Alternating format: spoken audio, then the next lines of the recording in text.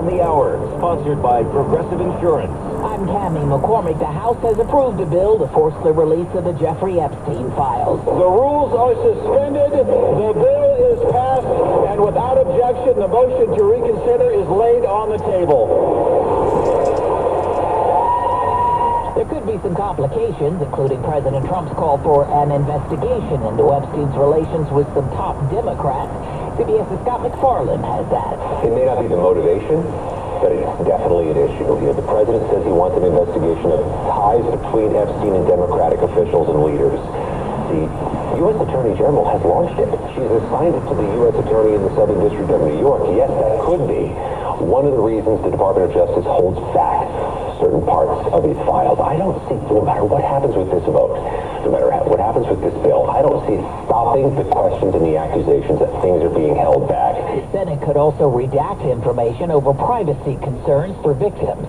Texas lost a major court battle today. A panel of federal judges blocked the state's new congressional map that would have helped Republicans pick up 5 more House seats. Chris Fox says that. Unconstitutional and racially discriminatory. U.S. District Judge Jeffrey Brown concluded the Texas State Legislature's use of race was narrowly tailored to achieve a compelling interest, similar to the argument made by the plaintiffs.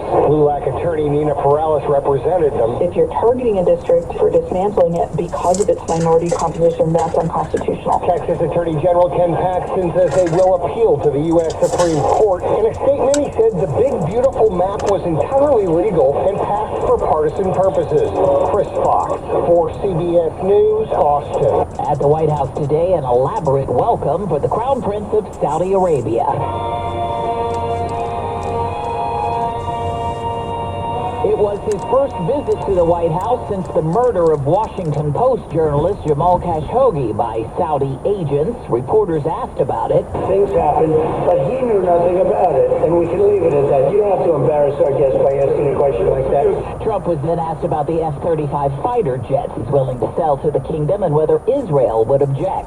They've been a great ally. Israel's been a great ally, and we're looking at that exactly right now. But as far as I'm concerned, I think they are both at a level where they should get top of the line.